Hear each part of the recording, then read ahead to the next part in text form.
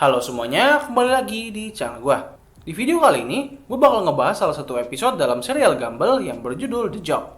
Kenapa gue mau membahas soal episode ini?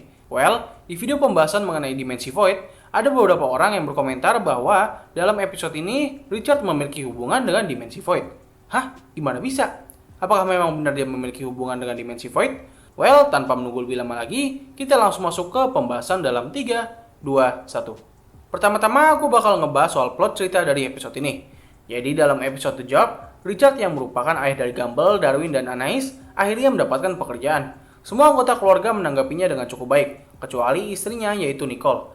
Nicole merasa bahwa ini adalah suatu kesalahan. Menurutnya, Richard harusnya tidak boleh memiliki pekerjaan.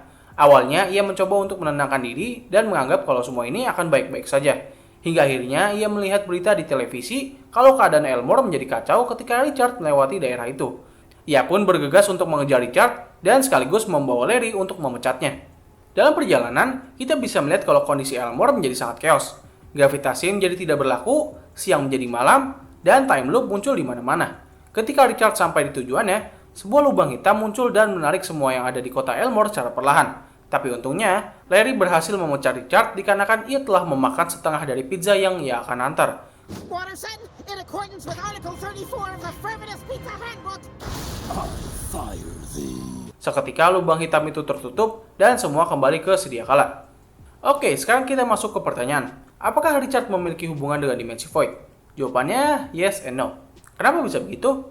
Well, kalau dari yang bisa gue simpulkan, ketika Richard mendapatkan pekerjaan, secara tidak langsung ia telah melawan takdirnya sendiri. Karena sepertinya, Richard memang sudah seharusnya menjadi seorang pemalas dan pengangguran. Ketika ia mendapatkan pekerjaan, itu sama saja ia telah melawan kodrat dunia. Hal ini menyebabkan segala sesuatu yang ada di sekitarnya menjadi kacau. Lalu ketika Richard melawan takdirnya ini, apakah dia memiliki kekuatan yang levelnya hampir sama seperti Banana-Barbara? Kalau menurut gue, tidak. Karena kalau dilihat dari poin yang sebelumnya, bahwa ketika Richard melawan takdirnya, seketika dunia di sekitarnya menjadi kacau. Yang itu berarti, semua kekacauan ini bukan diakibatkan oleh kekuatan dimensi Void, melainkan itu semua dikarenakan Richard itu sendiri. Dan ketika dunia sekitarnya menjadi kacau, sebuah gerbang atau lubang hitam terbuka di atas langit. Gue yakin kalau lubang hitam itu sebenarnya adalah gerbang ke dimensi Void. Buat kalian yang masih bingung, gue bakal menjelaskannya sekali lagi. Jadi ketika Richard mendapatkan pekerjaan, dia secara tidak langsung telah melawan takdirnya sendiri. Hal ini mengakibatkan tatanan dunia menjadi kacau. Dan dikarenakan kekacauan ini, dimensi Void menganggap kalau Elmore telah rusak. Maka dari itu, sebuah gerbang dimensi terbuka dan mulai menarik semua yang ada di kota Elmore secara perlahan. Untungnya, Richard berhasil dipecat oleh Larry tepat pada waktunya. Dan juga memang takdirnya sendirilah yang menyelamatkan dunia. Karena sifat malasnya ini, ia pun melakukan pelanggaran. Namun ini semua akan sangat berbeda apabila Richard bersungguh-sungguh dalam mengerjakan pekerjaannya. Kalau ia tidak memakan pizza itu dan sang pembeli menerima pizzanya, maka bisa dipastikan dunia Gumball akan menghilang. Oh iya, ada satu hal menarik mengenai Richard dan pekerjaannya. Dalam episode The Painting yang merupakan episode di season yang pertama, Richard diperintahkan oleh kepala sekolah Brown agar memiliki pekerjaan. Jadi dalam episode itu, kepala sekolah Brown menganggap kalau keluarga Watterson sangat kacau. Ia meminta seluruh keluarga Watterson agar merubah sifat mereka, kecuali Anais karena ia sendiri yang merupakan paling waras di antara keluarganya. Salah satu hal yang perlu dirubah adalah Richard harus berhenti bermalas-malasan dan mulai mencari pekerjaan, layaknya seorang ayah yang normal. What did I just agree to? You gotta get a job. No!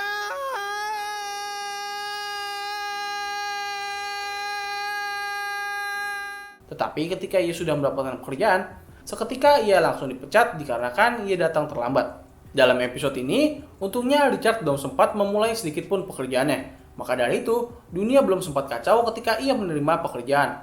Jadi yang gue ingat, setelah kejadian episode The Job, Richard tidak ditunjukkan memiliki pekerjaan lagi. Atau mungkin dia sempat mendapatkan pekerjaan di episode lain? Well, entahlah. Kalau kalian merasa bahwa Richard pernah mendapatkan pekerjaan setelah episode The Job, kalian bisa tulis di kolom komentar di bawah. Oke, sebelum gue menutup video ini, gue mau memperlihatkan salah satu teori dari orang lain yang menurut gue cukup menarik. Dan bisa memberikan kita gambaran baru mengenai dunia Gumball. Jadi dalam teori yang dibuat oleh username bernama Bobert06, ia mengatakan kalau dunia Gumball adalah program simulasi komputer.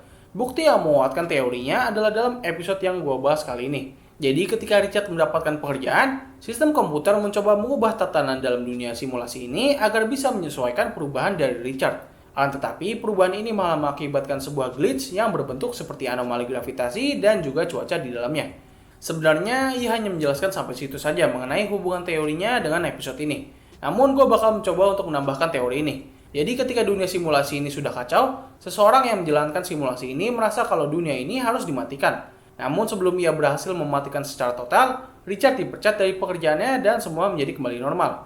Orang yang menjalankan simulasi ini akhirnya membatalkan tindakannya. Oke, jadi begitulah pembahasan mengenai episode The Job dalam serial Gumball. Mungkin cukup sekian dari video gue kali ini. Mohon maaf kalau misalnya ada salah kata, dan juga di video ini gue ngomong agak begitu cepat soalnya gue juga banyak kesibukan, jadi ya gue buat video ini secepat mungkin lah. Oke, baik, mungkin cukup sekian dari video gue kali ini. Terima kasih atas waktu yang telah kalian luangkan untuk menonton video gue. Gue undur diri, sampai ketemu lagi di video selanjutnya.